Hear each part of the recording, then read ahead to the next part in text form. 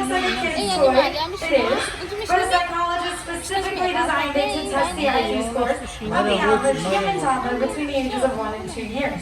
So you can see very simple concept. We've got the 3 different colored shapes and the corresponding holes to which they fit. So I'm going to start it off nice and easy this afternoon with the blue circle. What do you think? Good. Yeah, you can see it more.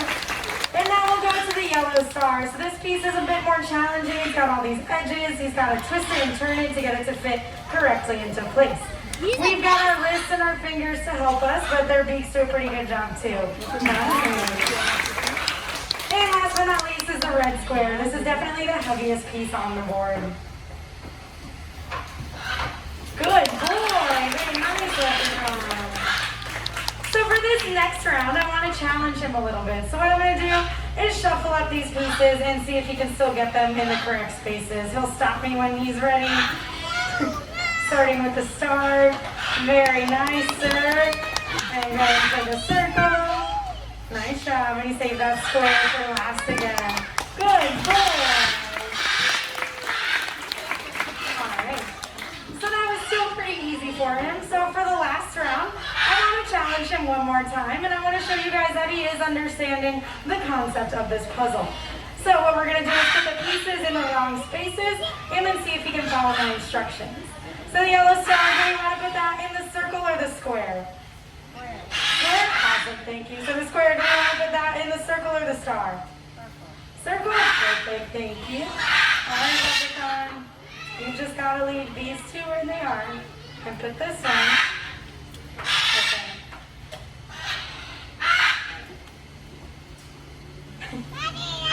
He's like, I don't think so.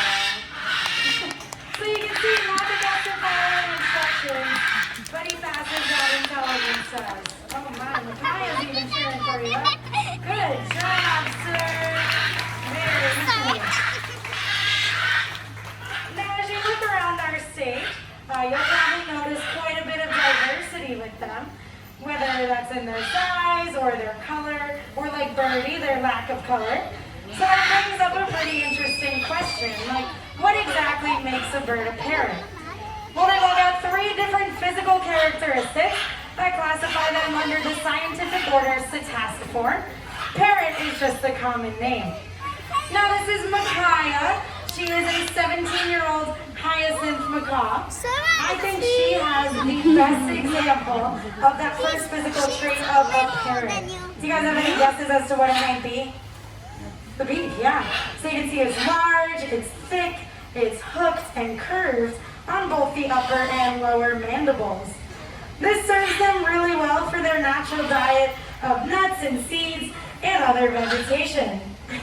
And they are very powerful indeed. They can have anywhere from about 350 to 500, all the way up to 1,200 pounds of pressure per square inch in these beaks. And that's why it's really important to never go up to or try and touch or feed or pick up a parrot that you do not know. But I do want to show you guys a beak strength demonstration with Micaiah because she definitely has the strongest one on stage. And the way that I'm going to do this is to use a macadamia nut that's still inside the shell. I don't know if you guys are familiar with macadamia nuts, but they are very hard to crack open. They take anywhere from 300 to 500 pounds of pressure just to break open. So for us, we usually need to use a hammer or some other vise. But hyacinth macaws, like Micaiah, they're the only known species of parrot to consistently crack into them using just their beak. So I'll let her show this off. And then I'll see if Maya wants to show you guys the second physical feature of a parrot. There you go, sweet girl. Alright, so Maya is over here chewing on her block of wood. What do you think? You want to show everyone? This characteristic, it's a little less obvious, but still just as important. Admiral might be doing it too. They've got very little legs, if you can see. They don't have to run through the mud or tall grass or anything like that. They are perchers and climbers. So these little legs, like Admiral's showing you, give them that low center of gravity they need to do all those activities they enjoy. Micaiah just got that macadamia nut open. Nice job, girl. Now Admiral is a 17-year-old military macaw, and he's going to show you that last characteristic of a parrot. It's their toes. Good boy. You'll notice that all of these guys have 2 toes that face forward and 2 toes that face backwards. This is known as a zygodactyl foot, and it's pretty rare in the bird world. So out of 10,000 different species of bird, only a select few have these types of feet. That includes toucans, woodpeckers, roadrunners, and then obviously our parrot friends here. But you can see they are really useful for parrots with whatever surface they are perched on. You can see it gives them a really big grip. Also with Micaiah opening up that macadamia nut, she used her foot, kind of like how we would use our hands to eat. They are the only known species of bird to pick up their food with their feet and bring it directly to their mouth. Good boy, Admiral. So they have very dexterous feet, but their feet mixed with their legs and their beaks make them very acrobatic animals. Very, very athletic. Good. So once I'm done walking Admiral around, I'm going to see if another one of my feathered friends wants to show off just how acrobatic they can be. What do you think, Admiral? You got one more? Nice. Good boy. Let's give him a big round of applause for showing off those toes. Yeah, nice, bud. All right, so now I'm going to see if Clover wants to show off just how athletic he is. What do you think, sir? Clover is 37 years old. He is Leprechaun's older brother. Right. But Clover enjoys more like high energy training, so this is what we taught him, and he really enjoys it. There you go. Nice. So you'll see right away, yeah, those feet give him a good grip on the barrel. Those little legs help him stay nice and low and centered. You can imagine another animal might not be nearly as graceful as Clover is on this barrel. You're also going to notice in order to move it forward, he's walking backwards. That's not exactly a natural behavior for them. In the wild, they might take 1 or 2 steps back to avoid danger, but a continuous back pedal like this would be pretty rare to see a parrot doing. So this was something that we had to learn. We had to train it to him. But he got a kick out of it, and it only took him about 4, maybe 4.5 months to learn the whole thing. And as you can see, he's gotten quite good at it, and now he's even a little bit of a show-off. What do you think? There you go. Nice, Clover. Can we do a couple more for this for the room? Nice, and Clover finished strong. You got it. What's more good? Good job. Very nice, handsome. And he's also very polite, so I'm going to see if you want to say hello to everyone cheering for you. You do? All right, Clover, can you say hello? Hello? One more? Good boy. Very nice. So that brings me into the next subject I want to talk about, which is training itself. So here at Theater of the Sea, we use a very popular type of training. It's called operant conditioning with a strong emphasis on positive reinforcement. These words just mean that we communicate with these guys verbally and non-verbally what we're asking them to do. And then if they decide to participate, we will reward them. And we can use food, we can use attention, affection, their favorite toy. There's lots of ways to reinforce them. Now Maya, she is an 8-year-old blue and gold macaw here. As you can see, lots of energy, very noisy. So with her, when we were teaching her a game of training, we wanted to do something fun. So what we decided to do was teach her how to play fetch. Just like you would teach your dog or maybe even your cat at home. So the way that we did this, basically anytime she was near the ring or touched it, good girl, we would say that word good and reward her. I've been saying good all show. It does have a purpose. It's telling these guys, hey, great job, that's exactly what I asked, and now your reward is coming. So once she puts the 2 together, we can move on to the next step of her picking it up. So same concept, we just throw it out. Good. And anytime she picks it up, we say the word good and reward her. The next step was a little trickier, getting her to give us the ring back.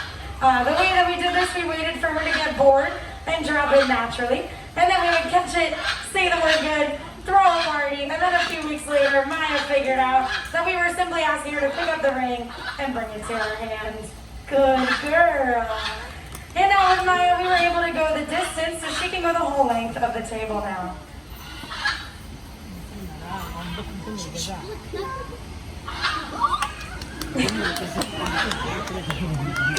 girl, very nice. Yeah. Now, fetch is a very simple game, so to make it more complex and really get her using her brain, we decided to replace the rings with some water bottles and her hand with this big blue recycling bin. And now Maya is a great steward of our earth and loves to show everyone how it's done. Good girl, yes. This papagas is supposed to teach you. I love when you can hear me speak. Yeah. Good girl, Maya. Very nice. So you can see we really go off of what they're feeling and what they're excited about. This type of training is all voluntary. If they're not having fun or they choose not to do something, that's totally fine. We'll just move on and maybe ask them again later. This type of training also works on basically any animal. You know, as long as you hold something of value, you should be able to shape or mold a behavior. For kids, you could probably use like the internet or ice cream. For adults, paychecks usually work pretty well at the end of the week. It's just a very versatile type of training. What do you think? You want to say something? Good boy. Now you can see they are very smart, but they're also incredibly endangered. So out of 360 different species of parrot, over 1/3 of them are really close to extinction. And this is mainly due to deforestation or loss of their natural habitat. Anytime a tree is cut down for lumber or to make way for agriculture, that's the loss of a food site and nesting site for these guys. Their next biggest threat is poaching, and that's when people will take them from their homes in the wild to supply the exotic pet trade. Luckily, back in 1992, the United States placed a ban on importing wild birds. So I can assure you that none of the birds you've seen here in the park were taken from the wild to be part of our show. In fact, most of them were somebody's pet at one point. Do you guys have any idea what the #1 complaint about them might be? It's the noise. Yeah, very loud, pretty much all the time. The larger species like this on stage, they're meant to be heard from 2 miles away. And that's really great for communicating out in the rainforest. It's just not really that great coming from your living room or your bedroom at all hours of the evening. On top of being really loud, they're really messy. You could probably take a look at our stage and see that. They throw their food wherever they want. They go to the bathroom whenever and wherever they please. They don't really have any manners. And their beaks are only made of keratin. So that's the same thing that our hair and fingernails are made of, which means that they never stop growing in their life. So to keep their beaks from overgrowing and nice and short, they have to chew, and they will chew on basically anything they can find. So they'll chew for their perches and toys, but if they want something more, they're gonna go for furniture, walls, wires, basically anything they can get their beaks on.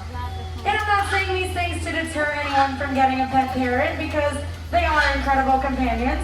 They're very loving and very entertaining, as long as you have the time to commit to them. So one very important but very simple question you've got to ask yourself before bringing one of these guys into your home is, are you prepared to have a loud, messy, destructive little 3-year-old in your home with you for the next 50 to 90 years? These guys do tend to outlive their owners, and they don't go off to college, they don't get married, they don't move out. They're in your home for the rest of your life. So it is a lot to think about. But if anyone is still interested in parrots as pets, please feel free to come up to me after the show, and I will help you out as best I can. Now I think I saved the best game for last. I'm going to give Miss Micaiah a try with it. As I've been trying to get on all show, very smart animals. So with some of our birds, we were able to teach them a little bit of math. So they know very basic counting, really simple addition, and we're working on subtraction with them. The way we do this, we communicate with them verbally and non-verbally the number or the problem that we are asking for. And if they want to participate, they'll pull on this lever to ring a bell, like this. Now, Micaiah is fairly new to math. She enjoys it, but she also really likes the sound of the bell. So some days she'll sit up here and ignore me and just ring the bell, but I want to give her a shot. I think she'll do great today.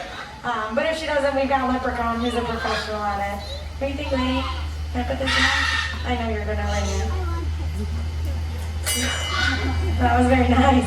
All right, so we'll get her started off nice and easy. Can someone give me a number between 1 and 5 to warm her up with? 1, 4? We'll go with 4. All right, lady. 4. Yeah. Let's do it.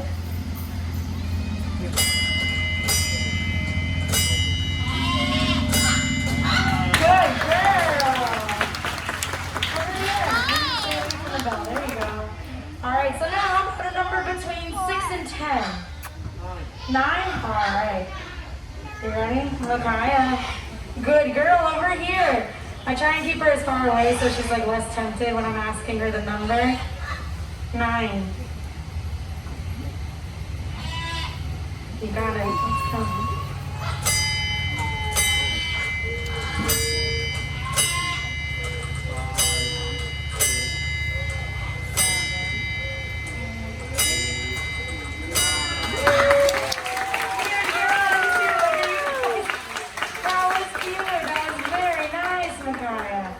All right, so now what I'm going to do is ask her to add these two numbers together, and we will see what she comes up with.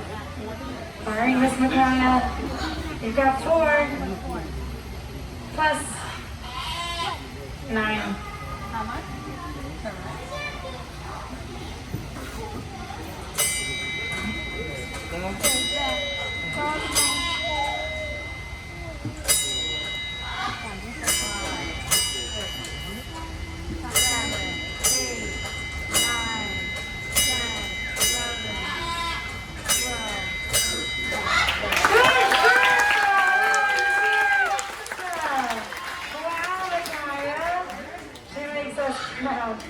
Now I might be pressing my luck, but she is doing so great right now.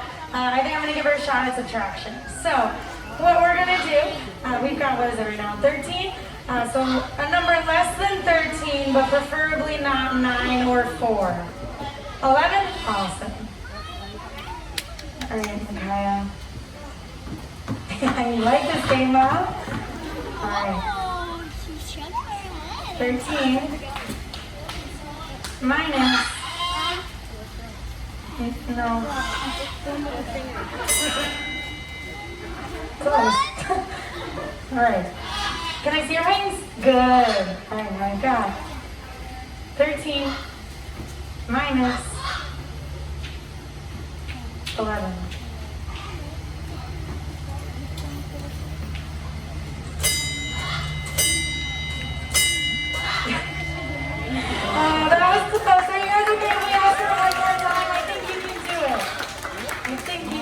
I know you can.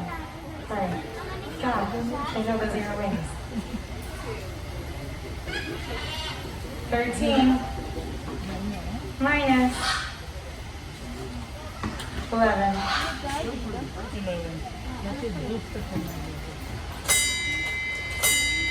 Good!